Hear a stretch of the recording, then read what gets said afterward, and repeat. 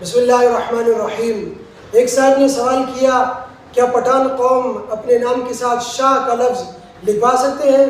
دیکھیں، شاہ کا لغوی معنی ہے بادشاہ، صاحب تاج و تخت۔ تو اب اگر کوئی شخص اس معنی کو مد نظر رکھتے ہوئے اپنے نام کے ساتھ شاہ کا لفظ لگاتا ہے تو اس میں تو کوئی حرج نہیں ہے، لیکن ہمارے ہاں عرف عام میں شاہ کا لفظ وہ لوگ لگاتے ہیں اپنے نام کے ساتھ جو سید ہوتے ہیں نسب کے اعتبار سے۔